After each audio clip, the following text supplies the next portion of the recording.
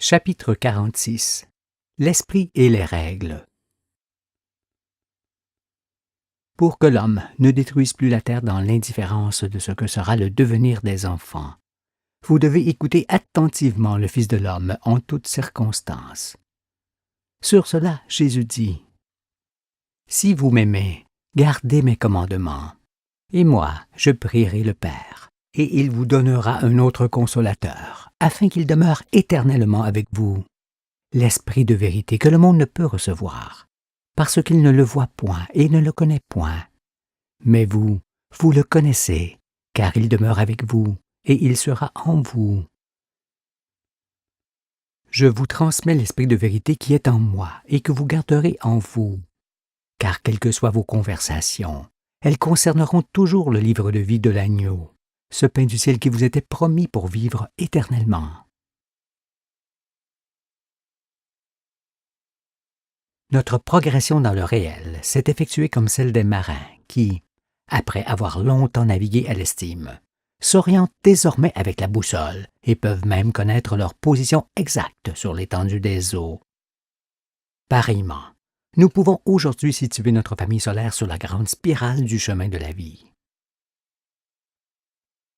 Après avoir ainsi progressé dans la connaissance, il ne vous est plus permis de revenir en arrière désormais, car le monde est comparable à un navire s'en allant irréversiblement vers une destination qui n'est plus inconnue.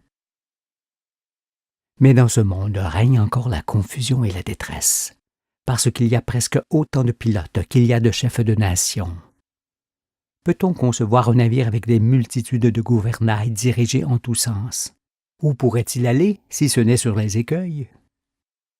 Tel est ce monde cependant, que les chefs de nation veulent diriger chacun à leur manière, un monde sans but et désorienté, soumis à tous les dangers.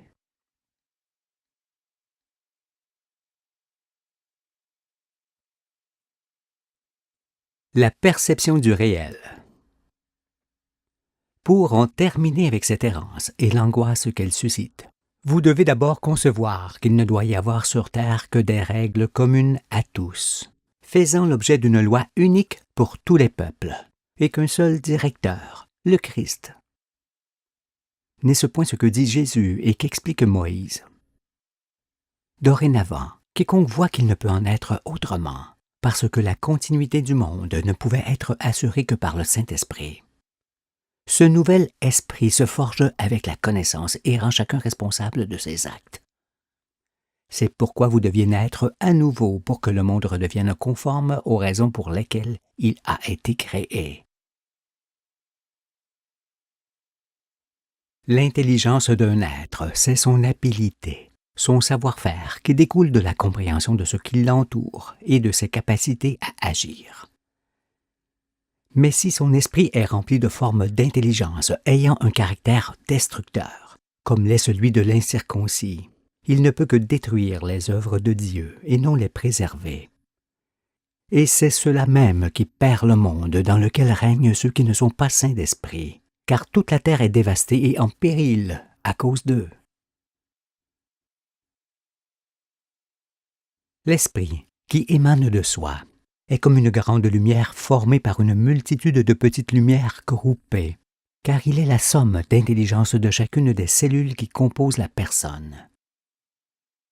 Et c'est cet esprit qui permet d'embraser tout l'univers. Tandis que l'intelligence, qui n'est autre que le discernement de choses contraires, comme le oui et le non, ordonne seulement les gestes en fonction de ce qui doit être fait. L'esprit donc, qui est la pensée et la conscience, dote l'homme de la parole. Mais seul l'esprit distingue l'homme de l'animal et non l'intelligence, car nous savons que toute créature subsiste par son intelligence. Cette dernière, qui se développe par les expériences acquises, suffit donc pour vivre. Jusqu'à présent, l'homme vivait avec son intelligence, mais n'utilisait pas son esprit pour connaître l'univers et la place qu'il occupe en son sein. Il ne pouvait ainsi que se perdre et condamner sa postérité. La compréhension, qui découle d'une bonne perception du réel, ne concerne donc pas l'intelligence, mais la sainteté de la personne. Il en est ainsi parce que l'intelligence, qui est propre à tout organisme vivant, permet seulement de pourvoir à sa subsistance et de faire face à l'adversité. C'est ce que font les animaux de toutes les espèces, ainsi que les hommes de toutes les nations. Et l'humanité a vécu de la sorte jusqu'à ce jour, c'est-à-dire d'une manière animale. Mais l'heure est venue pour l'homme de s'élever par l'esprit afin de sortir de ses insuffisances et d'entrer dans le monde spirituel des anges. Sinon, il disparaîtra à jamais. C'est pourquoi je vous conduis dans toute la vérité. Nous savons également que le toucher, le goût, l'ouïe, l'odorat, la vue et autres sensations permettent à l'organisme de percevoir les choses extérieures. On ressent de la sorte le réel avec tout le corps, et le cerveau, lui, coordonne les comportements en conséquence. Si on ne peut rien changer à ce que l'on est, on peut néanmoins se circoncire pour aiguiser ses facultés d'observation et de déduction desquelles jaillit la lumière. Je dis que celui qui chasse ses mauvaises pensées se dote d'une nouvelle conscience qui lui permettra de comprendre les choses célestes et terrestres, car il pourra sonder les profondeurs de Dieu et saisir les valeurs de l'existence. J'ai expliqué que le souffle de vie descend d'en haut sur l'âme de chacun, et que l'esprit qui en résulte se fait en fonction de tout ce que l'on a vécu depuis la naissance. Si donc ce que l'on a acquis depuis l'enfance est conforme aux règles que Dieu a placées en l'homme en le créant, cela est bon. Et l'esprit émanant de l'âme est un bon esprit, conforme à la nature. Mais si ce que l'on a appris et vécu n'est pas conforme aux règles de l'existence écrites dans la chair, l'esprit qui remonte de l'âme est mauvais, comme cela a été montré. Il s'avère ainsi que c'est le vécu qui détermine le bon et le mauvais esprit d'une personne. Toutefois, qu'il soit bon ou mauvais, l'esprit ne touche pas à l'intelligence qui est plutôt héréditaire. Ce qui se remarque fort bien avec les éloquents chefs de peuple, ainsi qu'avec les excellents scientifiques et les chefs militaires de haut rang, qui emploient une quantité considérable d'intelligence pour amener et manipuler les puissantes machines de guerre et autres armes nucléaires qui vont mettre un terme au monde et à leur propre existence. Voyez ainsi, à travers leurs facultés, que l'intelligence d'un homme ne rend pas forcément cet homme sain d'esprit.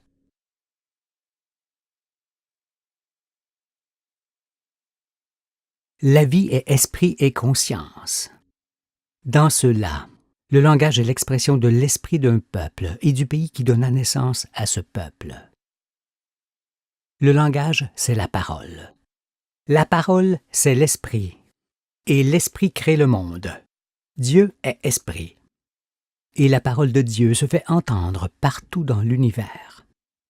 C'est pourquoi connaître Dieu, ses œuvres et ses desseins est suffisant pour la conscience, car on doit se limiter dans la compréhension. Par exemple, serait-il utile de savoir de quelle manière les atomes s'associent et réagissent entre eux pour former un fruit?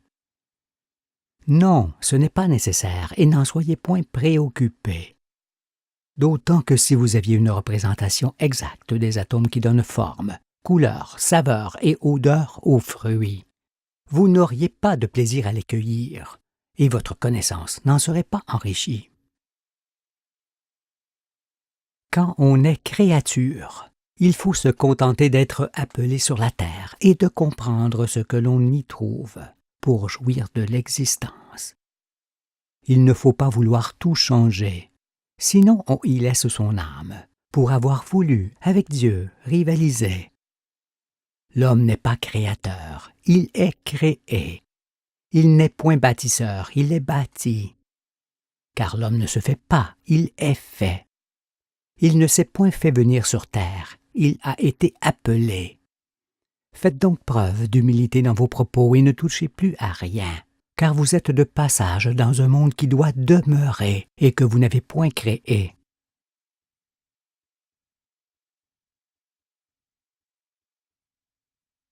La nature humaine. En étant fait de tout, l'homme porte en lui tous les éléments de la nature qui donnent forme à ses gènes. C'est pourquoi il peut faire tout ce que les animaux font, alors que les animaux, eux, ne peuvent pas réaliser tout ce que l'homme réalise.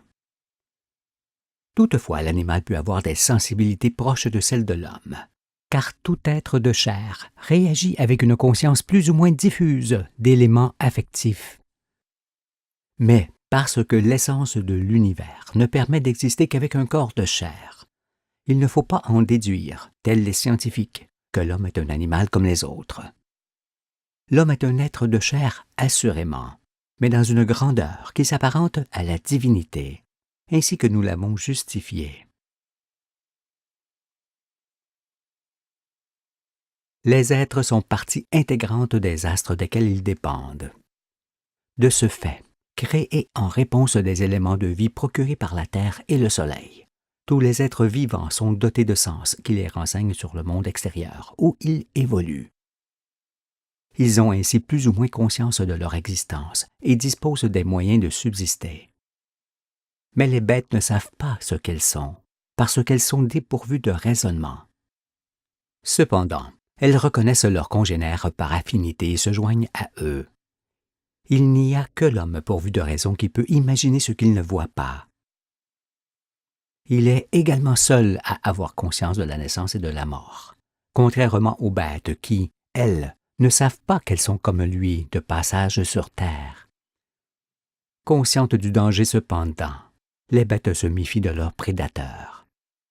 Mais lorsqu'une d'entre elles est attrapée, elle ignore qu'elle périt, parce qu'elle ne sait pas ce qu'est la mort. En raison de quoi, et contrairement à ce que plusieurs affirment, le monde animal n'est nullement un monde cruel.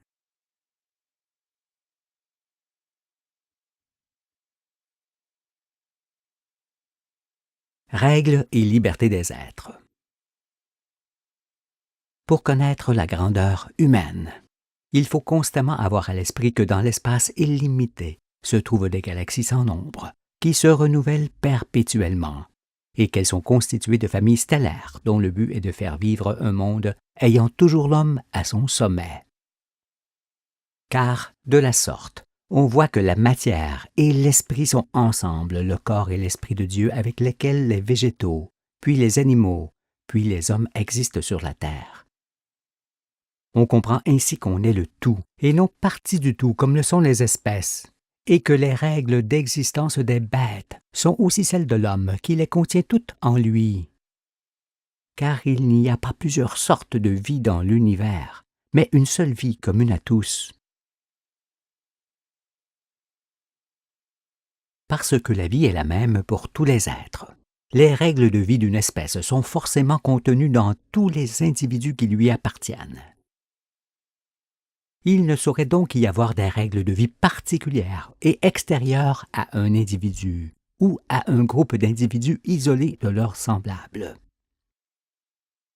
Il en va de même pour l'homme et la femme qui ne portent pas en eux des règles particulières et individuelles, mais celles de l'humanité. L'homme doit alors abandonner toutes sortes de constitutions et de lois établies par ceux qui règnent dans les nations. Car ces lois extérieures et étrangères à son existence le mettent en conflit avec lui-même et ses semblables.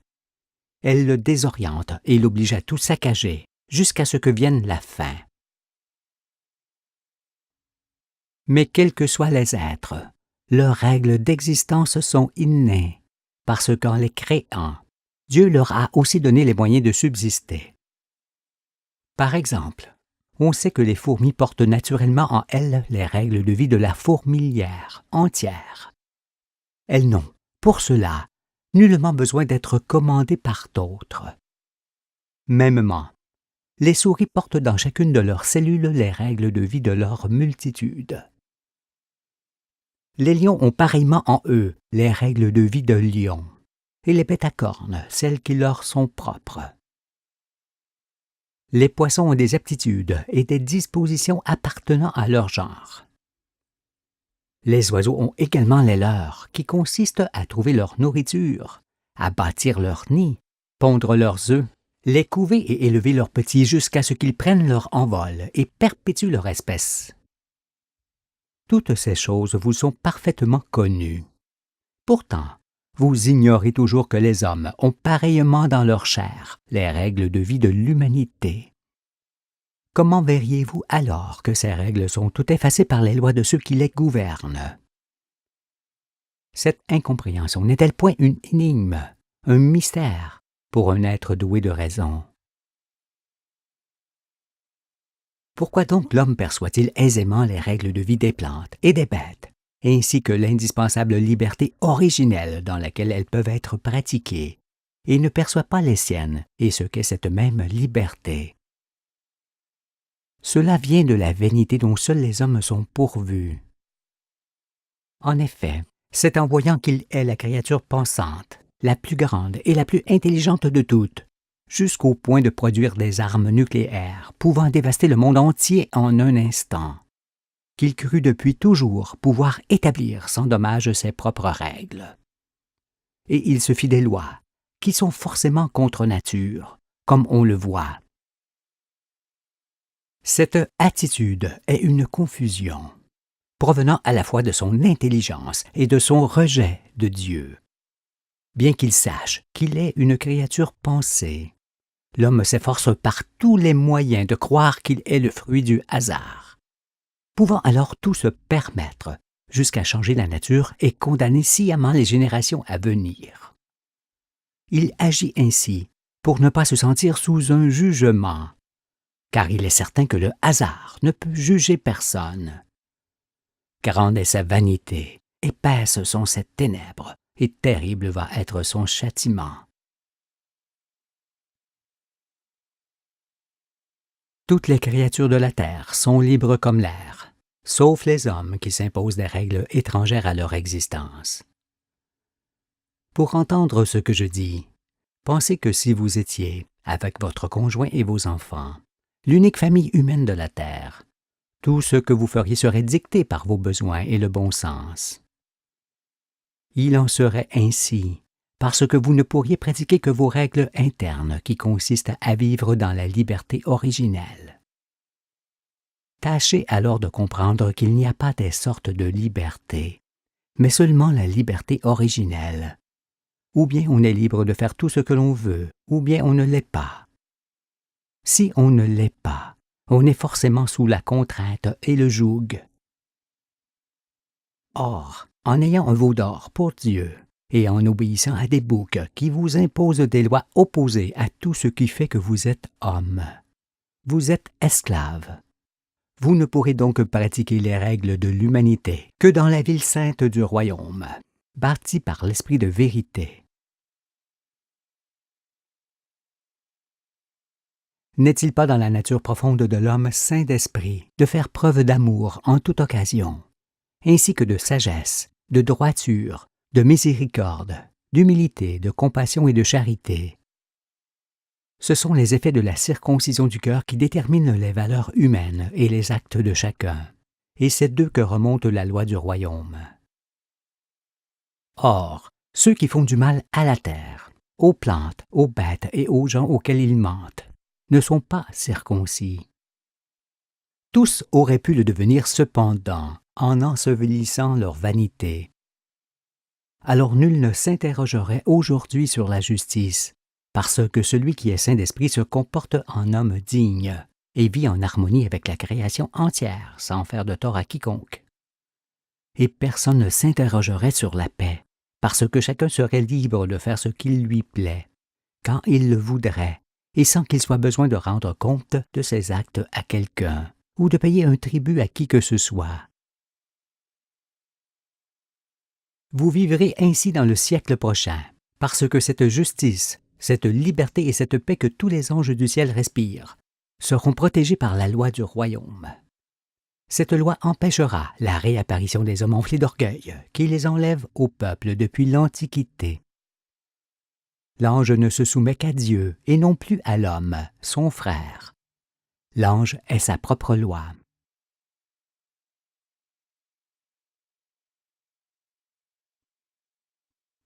Les facteurs du dérèglement. L'habileté se développe par observation et expérience. Mais elle peut être anéantie par le mensonge et la perte de la liberté qui force l'homme à faire ce qui ne lui convient pas. Et c'est ce qui s'est produit dans plusieurs peuples à cause de ceux qui régnèrent. On voit en effet qu'il ne reste plus que quelques hommes qui savent s'y prendre pour cultiver la terre et produire ce dont ils ont besoin. Le savoir-faire s'en est allé, parce que sous les incessantes pressions du mensonge, de la subordination et des représailles, le bon sens s'est envolé. C'est alors le désastre dans beaucoup de pays qui pousse leurs habitants à s'en aller. Mais, bien que semblables, les hommes sont différents pour les raisons que nous avons évoquées, et notamment pour pouvoir vivre sous toutes les latitudes. Par conséquent, ils ne doivent nullement abandonner leur famille, leur peuple et leur pays pour aller s'établir définitivement ailleurs, d'autant que cela ne les couvre pas de dignité. S'ils le font, ils sont obligés de perdre les qualités de leur race dans les pays étrangers qui ne peuvent leur offrir ce dont ils ont besoin. Ce que l'on dit est fort bien illustré par les conquérants, ces hommes petits et lâches qui dérobèrent autrefois par la violence les pays d'autrui, qu'ils colonisent et défigurent sans en mesurer les conséquences. La sagesse ne faisant nullement partie de leur valeur, le site, la plante, la bête et la personne aborigène disparaissent partout où ils s'installent. Et ils se plaisent à détruire pour montrer une sorte de suprématie sur le monde. Tombés dans l'abrutissement, leur folie ne peut leur apparaître, car il n'est pas donné aux fous de savoir qu'ils sont fous. Toute la terre souffre de leur infamie, mais le terme de ces douleurs est arrivé, comme en Noé. La loi de Moïse les juge, et leur châtiment sera à la mesure de ce qu'ils ont fait. Pratiquer les lois humaines, ou bien abandonner son peuple et son pays pour aller s'établir dans un pays étranger, ou encore sortir de la nature pour s'entasser dans les villes, sont les principaux facteurs du dérèglement de l'homme et de la prolifération outrancière de l'humanité. Durant les ténèbres, seule la liberté originelle aurait pu maintenir l'homme intègre et dans des nombres justes. Mais, en ne voulant point écouter les prophètes, ni pratiquer la loi de Moïse, les hommes suivirent Caïn et ses fils qui les firent sortir de la nature pour s'entasser comme des sauterelles dans les villes, où plus rien ne leur apparaît, pas même les étoiles. Pourtant, il est indéniable que dans une ville de plusieurs millions d'habitants, dont il faut 7 jours de marche pour en faire le tour, on est encore plus éloigné du milieu originel que si l'on habitait la Lune. On est alors étranger à son propre pays et à tout ce qu'il renferme. Ce qui ne peut durer toujours, car ce ne sont point ces cités bruyantes et fumantes qui peuvent être le devenir constant des hommes, mais seulement la ville sainte avec ses 3 parties. Seul Dieu peut éclairer les peuples et les réunir autour de son nom pour les garder libres et en paix. Personne ni rien d'autre au monde ne peut réaliser ce prodige, qui commence par la résurrection des morts. Ne regardez donc plus en arrière ce qui fut. Cela s'est produit dans les ténèbres et ne reviendra plus. Jésus le recommande. Il dit « Quiconque met la main à la charrue et regarde en arrière n'est pas propre au royaume de Dieu. » Si vous aidez le Fils à vaincre le monde et à asseoir le royaume de Dieu, vous mettez ainsi la main à la charrue. Alors, vous devez regarder devant seulement, car vous ne pourrez plus vivre comme vous le faisiez en ne connaissant point la vérité.